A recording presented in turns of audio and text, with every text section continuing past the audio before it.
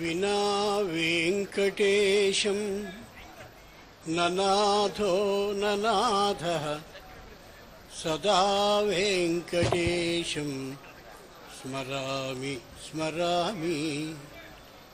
హరే వెంకటేశ ప్రసీద ప్రసీద, ప్రియం వెంకటేశ ప్రయచ్ఛ ప్రయచ్ఛ. రామాయ రామభద్రాయ రామచంద్రాయ వేధసే, రఘునాథాయ నాథాయ సీతాయ పతయే నమః. శుక్లాంబరధరం విష్ణుం శశివర్ణం చతుర్భుజం, ప్రసన్నవదనం ధ్యాయేత్ సర్వవిఘ్నోపశాంతయే.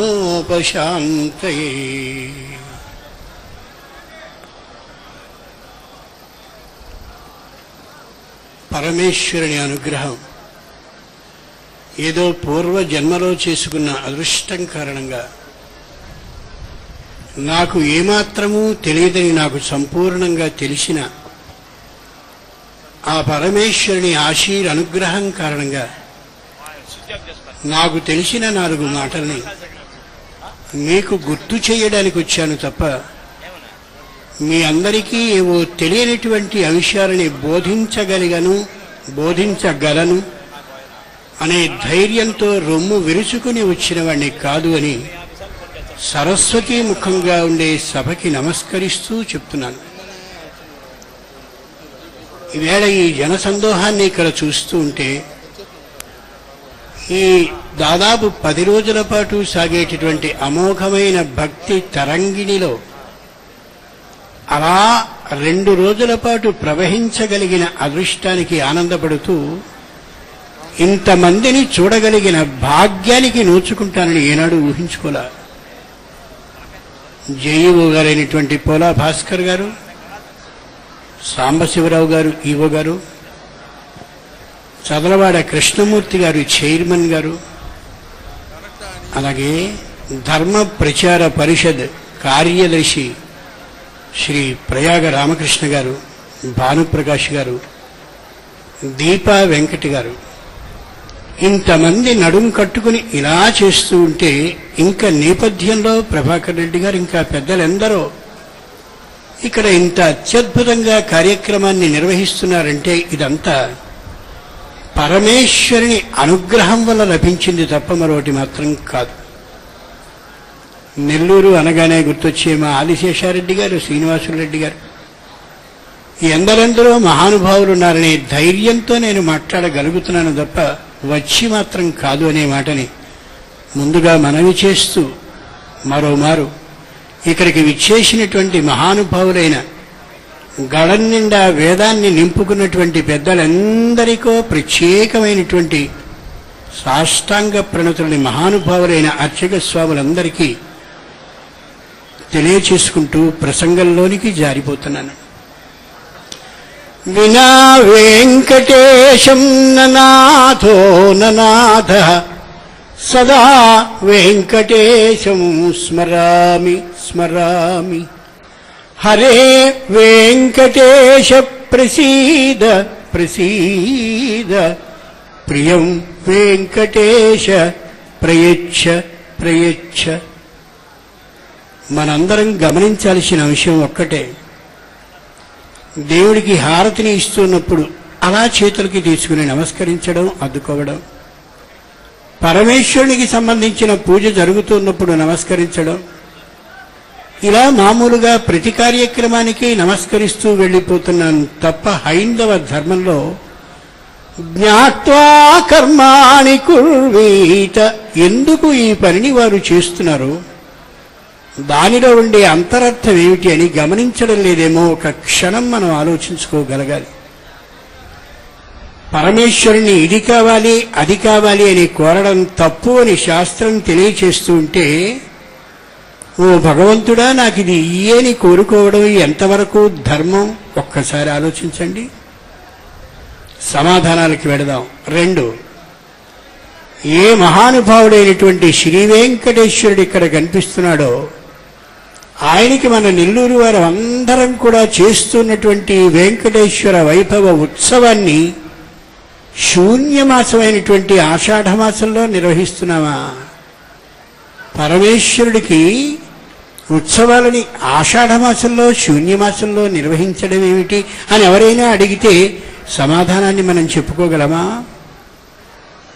పరమేశ్వరుడు అబో బహుసుందరుడు, రమణీయ విశేషం కలిగినవాడు అంటామే. నల్లగా ఉంటాడు కదా, ఈ నలుపుదనంలో అందం ఉందా? ఇవన్నీ ఇలా ఒక్కసారి కానీ మనం ఆలోచించుకు చూసుకున్నట్లయితే చెప్పలేనన్ని రహస్యాలన్నీ మనకి కనిపిస్తాయి. ఎంత అదృష్టవంతులం మనము అనంటే, ప్రపంచం మొత్తం మీద ఎవరైనా ఏ శ్లోకాన్నైనా విని ఉండరేమో కానీ ఒక శ్లోకాన్ని మాత్రం వినని వారు ఉండరు. ఏమిటా శ్లోకం? కౌసల్యా సుప్రజా రామ పూర్వా సంధ్యా ప్రవర్తతే ఉత్తిష్ట నరశార్దూల కర్తవ్యం దైవమాన్నికం. కౌసల్యా సుప్రజా రామ పూర్వా సంధ్యా ప్రవర్తతే. ఎంత అదృష్టవంతులమో ఆ విశేషాన్ని చెప్పి ఇందాక అనుకున్న ప్రశ్నలకి సమాధానానికి వస్తాను.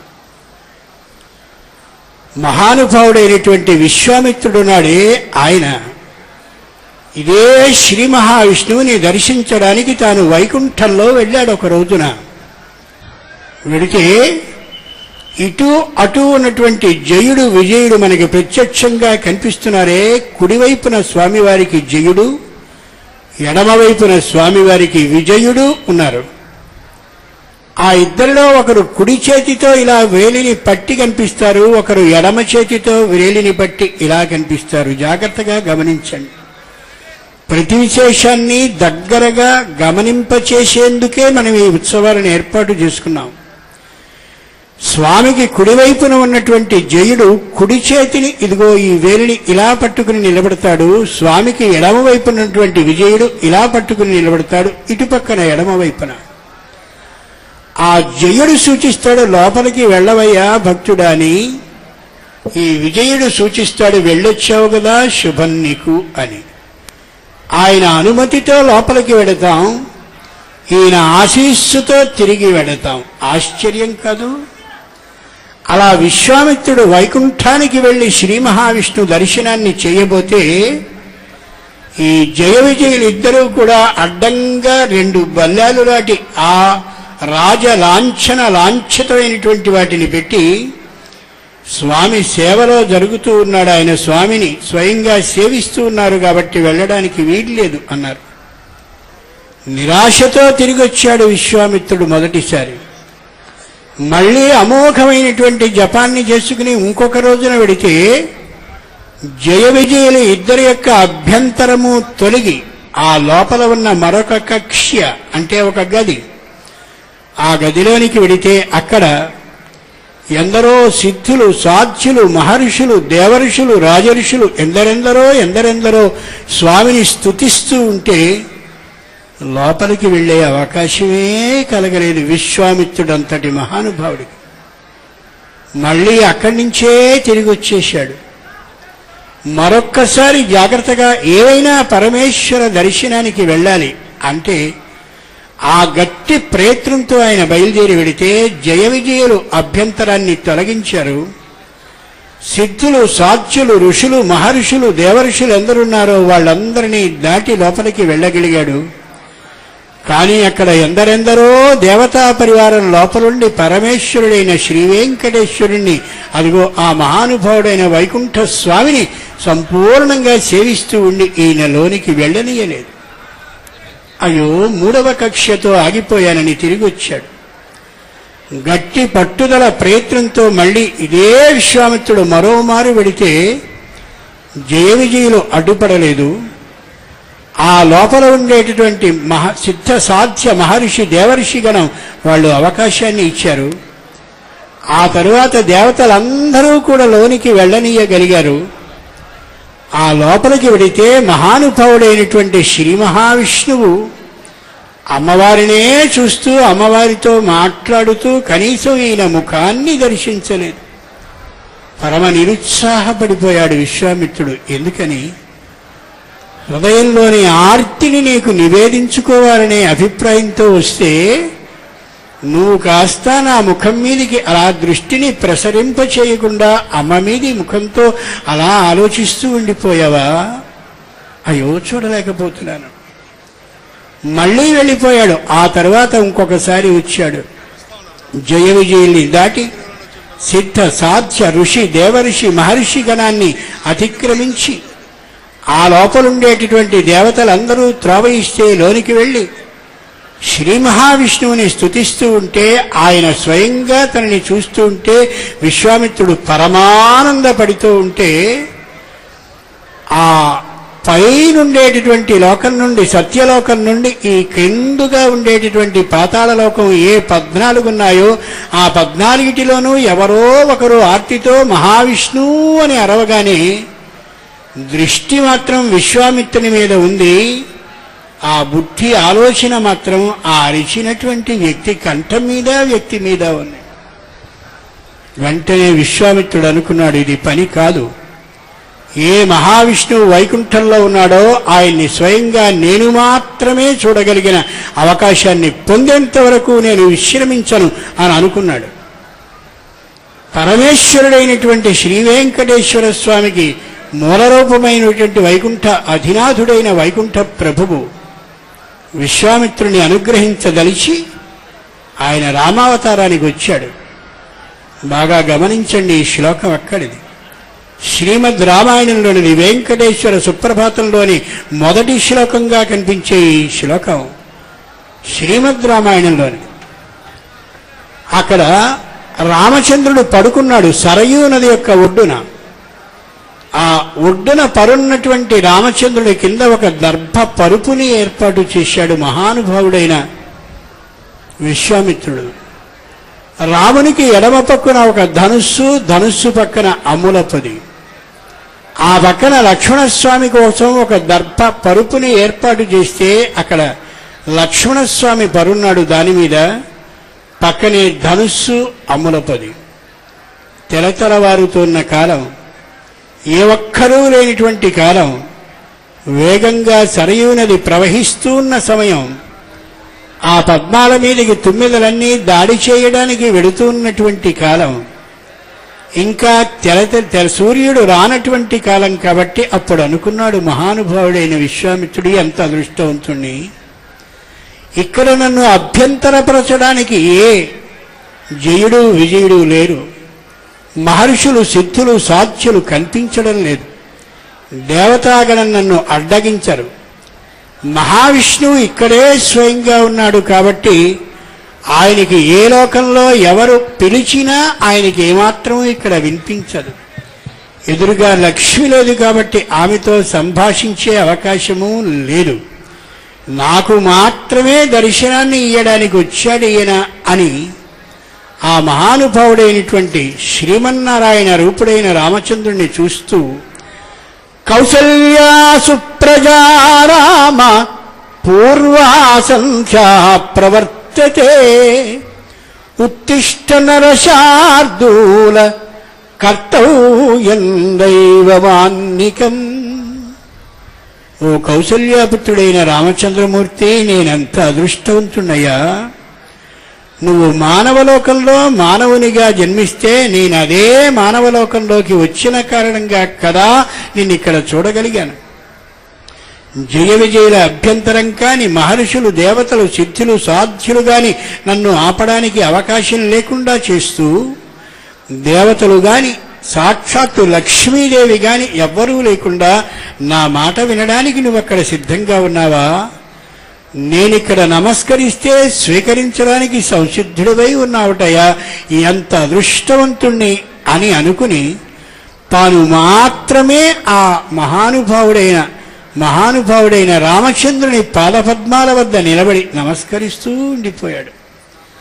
ఆవేళ ఏ దివ్య దర్శనాన్ని తాను స్వయంగా ఆ రామచంద్రుణ్ణి చూశాడో చేసుకోగలిగాడో అలాంటి అదృష్టకరమైనటువంటి అవకాశాన్ని ఇక్కడ మనం చూస్తున్నాం. శ్రీ వెంకటేశ్వరుణ్ణి ఎదురుగా పెట్టుకుని ఇదే తిరుపతికి కానీ మనం వెళ్ళినట్లయితే అక్కడ ఎందరెందరో ఉంటారు, భక్తులకి అవకాశం ఉండదు, తొందరగా నెట్టివేస్తూ ఉంటారు, సంపూర్ణ రూపాన్ని చూసే అవకాశం ఉండదు. పెద్దగా అందరూ భక్తులతో విపరీతమైన కీర్తనలు అవి ఇవి కంఠాలతో మోగిస్తూ ఉంటే ఈ సంపూర్ణ అవకాశం ఉండదు, కలగదు.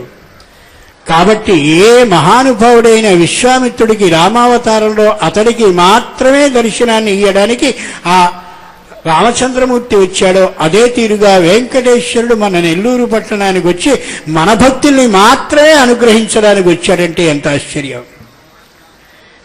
అందుకే 15 కిలోమీటర్ల వరకు కూడా వ్యాపించేంత వరకు ఈ దూర శ్రవణ యంత్రాలని పెట్టి రాలేనటువంటి వాళ్ళు కూడా వాళ్ళ ఇళ్లలో అమోఘమైన దర్శనాన్ని కళ్ళ ద్వారా కాకుండా చెవుల ద్వారా స్వయంగా చూసేందుకు ఏర్పాటు చేశారంటే ఎంత గొప్ప విశేషం ఇది. ఆలోచించి చూడండి.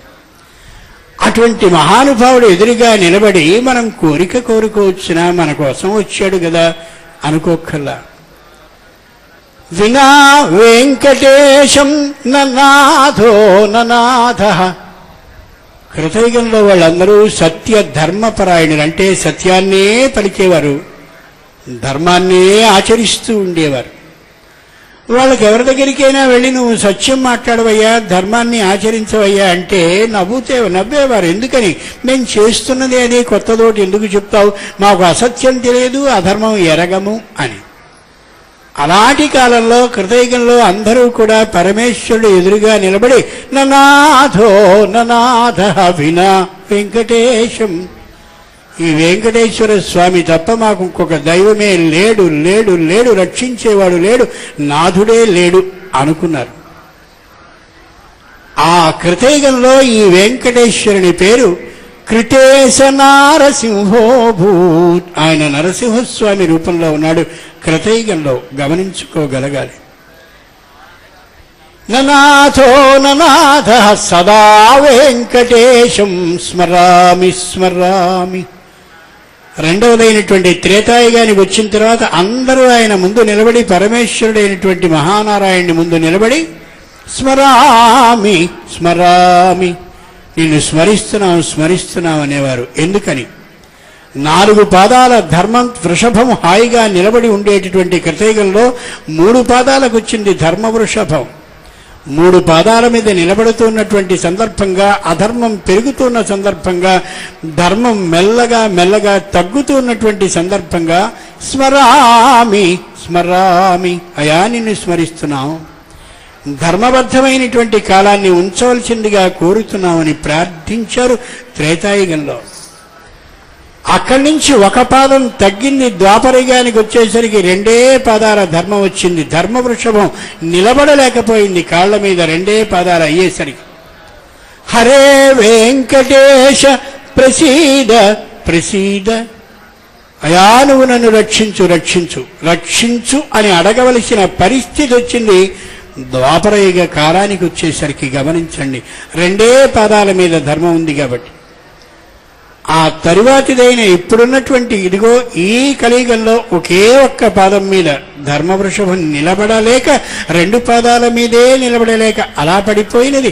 1 పాదంతో మరింత కష్టంగా జీవిస్తూ ఉంటే మనం ప్రియం వెంకటేశ ప్రయచ్చ ప్రయచ్చ, ఇదియ్యవయ్యా అదియ్యవయ్యా, ప్రయచ్చ అంటే ఇయ్యి అని అర్థం. ఇదియ్యి అదియ్యి, ఆ కోరికని తీర్చు ఈ కోరికని తీర్చు అని అడగవలసిన పరిస్థితి వచ్చిందని స్వయంగా మనకి తెలియచేస్తుంది సుప్రభాతం. కాబట్టి పరమేశ్వరుని ఇది ఇయ్యి అది ఇయ్యి అని అడగడం నేరం కాదు, తప్పు కాదు, అడిగి తీరవలసిందే, అనుమానం ఏమాత్రం లేదు, అడగాలి. ఎందుకని? ధర్మ వృషభం 3 పాదాలు లేకుండా ఒకే 1 పాదం మీద ఉంది కాబట్టి.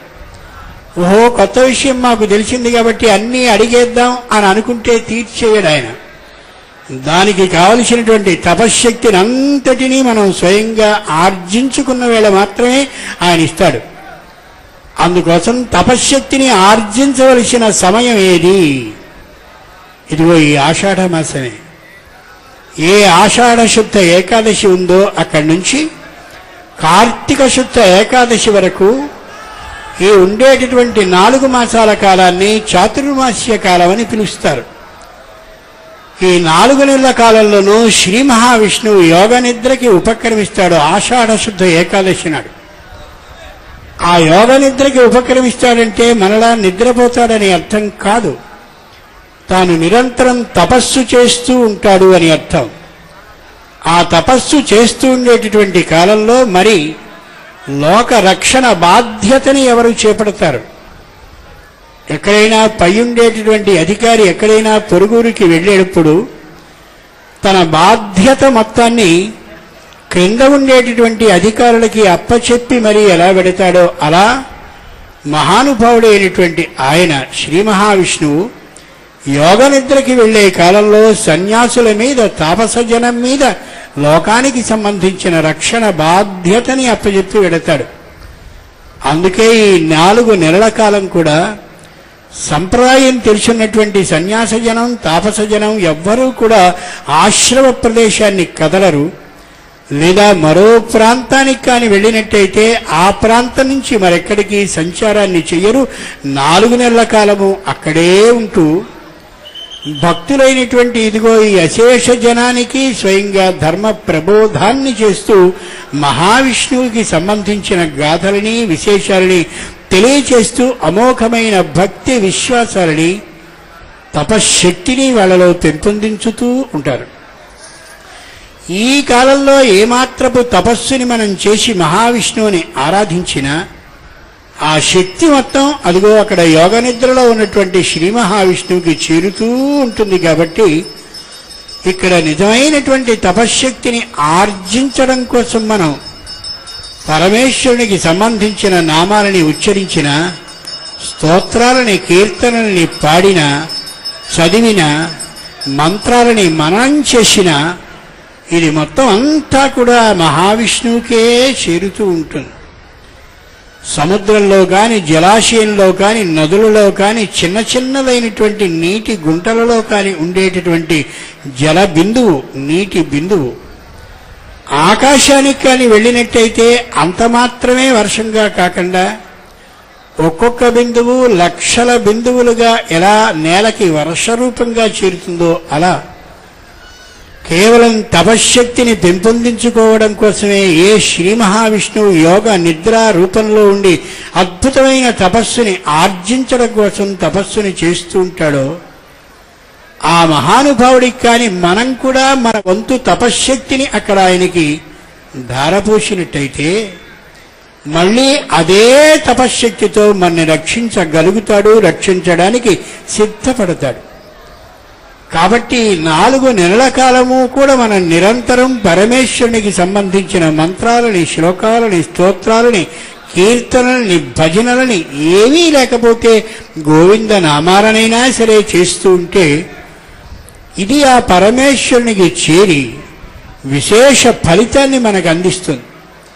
అలా ఏమాత్రము మనం ఏ పరమేశ్వరునికి సంబంధించిన తపస్సుని చేయకుండా ప్రయచ్ఛ నాకు ఇది అది అంటే ఈయని అడిగిన మాట మాత్రమే మిగిలిపోతుంది తప్ప ఆయన ఏమీ ఇయ్యగలిగిన వాడే లేకపోతాడు. అందుకనే భాగవతంలో మనకు విశేషం గోచరిస్తుంది. వారు కృష్ణ చరిత్రముల్ చదువగా, వర్ణింపగా, పాడగా ఆరావంబు సుధారస ప్రతిమమై అశ్రాంతమున్ వీనులన్ త్వరంబై మది నిండినంత తను ఉద్దీపింపనేనంతటన్ ప్రారంభించిది విష్ణు సేవకు ఇతర వ్యాపార దూరుండనై. నారదుడు యథార్థంగా ఈ సమయంలోనే అమోఘమైన శక్తిమంతుడు కాగలిగాడు. శక్తివంతుడు అనకూడదు, శక్తిమంతుడు అనాలి.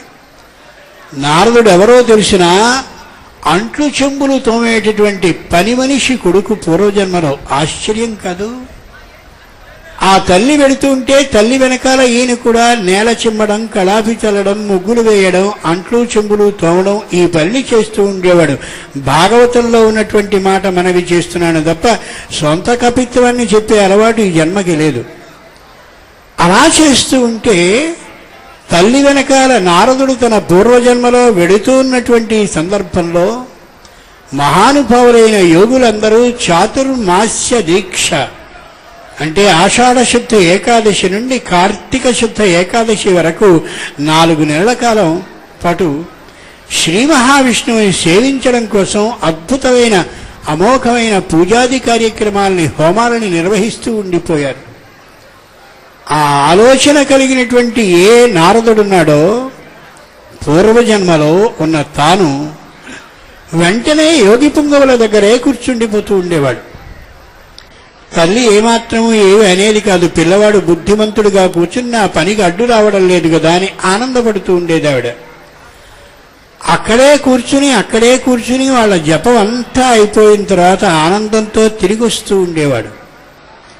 2-3 రోజులు అయ్యాక వారికి కావలసిన నారబట్టల్ని అందించడం, నదికి వెడుతూ ఉంటే పాత్రని పట్టుకు వెడుతూ ఉండడం, స్నానానికి సహకరించడం, వాళ్ళు తిరిగి వచ్చేసరికి వాళ్ళకి కావలసిన విధంగా పూజా వస్తువులన్నింటినీ ఏర్పాటు చేయడం, వాళ్ళకి ఏది ఆ మీది కాలంలో కావలసి వస్తుందో అవన్నీ సిద్ధం చేయడం, ఈ స్థితికి వచ్చాడు.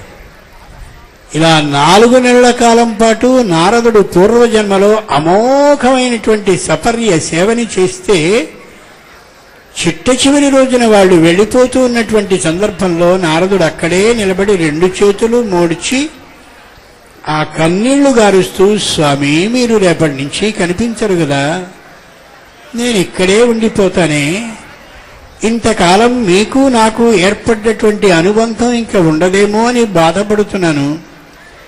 మీరు నన్ను గుర్తుంచుకోవడం కష్టం, కానీ నేను మిమ్మల్ని మర్చిపోవడం చాలా కష్టమైనటువంటి అంశం, మర్చిపోలేను. మిమ్మల్ని శాశ్వతీకరించుకునేందుకు, నా హృదయంలో నిలుపుకునేందుకు, ఎప్పుడూ మీరే నాకు కనిపిస్తూ ఉండేందుకు ఏదైనా 4 మాటలు నాకు తెలియచేస్తారా అని అడిగాడు నారదుడు. పూర్వజన్మలో పని మనిషి కొడుకు. ఏమిట్రా నువ్వు ఇట్లాంటి వాడివి, నీకేమిస్తాం మంత్రం, కుదరదు, సాధ్యపడదు, అది ఎవరో వాళ్ళకి ప్రత్యేకంగా అమోఘమైన మంత్ర దీక్షని స్వీకరించే వాళ్ళకి చెప్పాలి కానీ అని వాళ్ళు నిరుత్సాహపరచలేదు. మీరెక్కడైనా పూర్వపు ఇతిహాస పురాణాలని కానీ పరిశీలించి చూస్తే ఎక్కడా నిరుత్సాహపరచడం అనేది అసలు ఉండదు. వారిని ఉత్సాహపరిచే వాళ్లే కనిపిస్తూ ఉంటారు. వెంటనే వాళ్ళు అన్నారు, నీక మంత్రాన్ని ఇమ్మంటావా, దానికే ఉందయ్యా, తప్పకిస్తాం. ఇంతకాలం మమ్మల్ని నీ సపర్య, నీ సేవ, నీ శుశ్రూషతో పరమానందింపజేశావు కాబట్టి నీకు సరిపోయే 4 నామాలని మేమిస్తాము అన్నారు. బాగా గమనించండి. గురు శుశ్రూషయా విద్యా, సేవ చేస్తే అమోఘంగా సాధించలేనిదుండదు, సేవ చేయని రోజున తెలుసుకోగలిగింది ఉండదు. వెంటనే వాళ్ళు 4 నామాలని చెప్పారు. వాసుదేవాయ నమః, అనిరుద్ధాయ నమః, ప్రద్యుమ్నాయ నమః, సంకర్షణాయ నమః. 4 నామాలని చెప్పారు. వాసుదేవాయ నమః, అనిరుద్ధాయ నమః, ప్రద్యుమ్నాయ నమః, సంకర్షణాయ నమః. వాసుదేవుడు అంటే వసుదేవుని పుత్రుడైన కృష్ణుడు అని అర్థం. ఆయనే రామచంద్రుడు త్రేతాయుగంలో.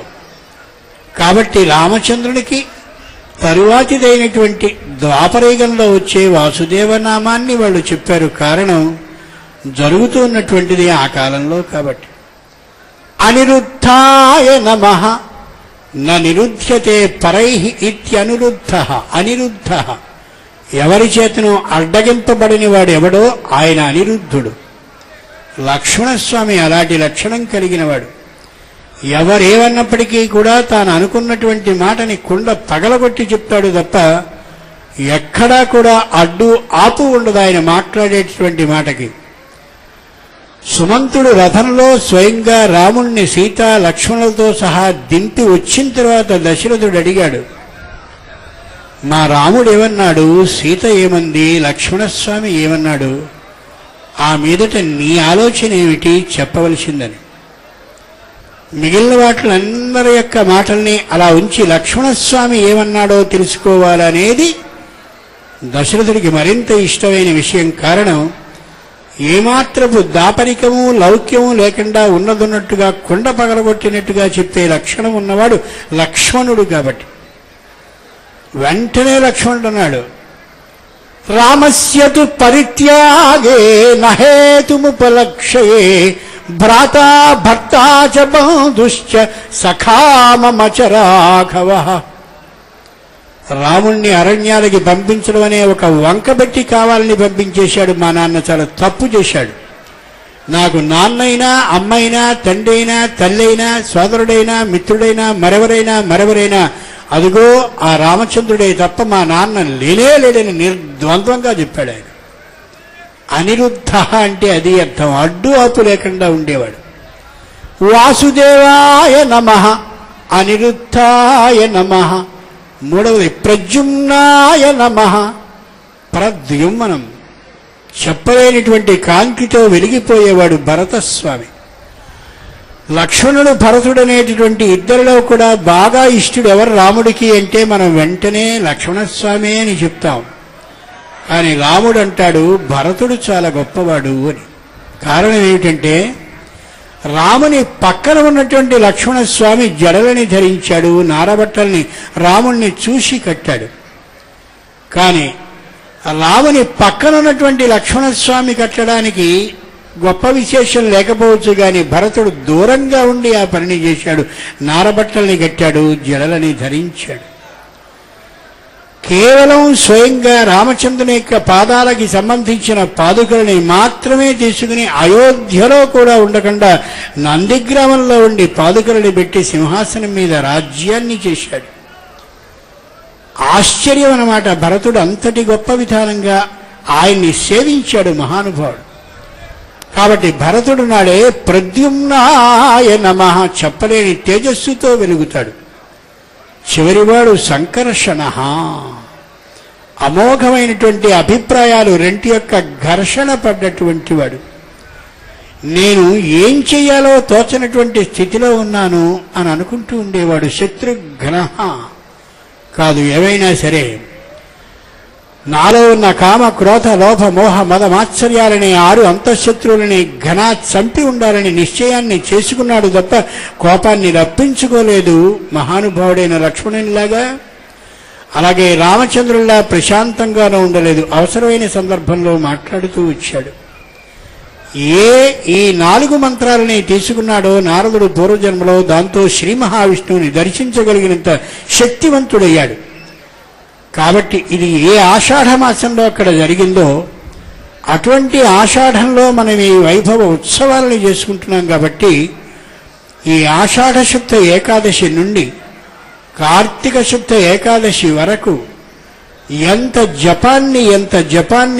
జపాన్ని మనం చేస్తే అంత జపము కూడా నేల మీది నుండి జలాశయంలో నుండి ఒక్కొక్క నీటి బిందువు ఆకాశానికి వెళ్ళి అమోఘమైన వర్షంగా లక్షల బిందువులుగా మారి భూమికి చేరుతుందో అలా అంతటి తపశక్తి పరమేశ్వరుడికి చేరి తీరుతుంది అనేది యథార్థం.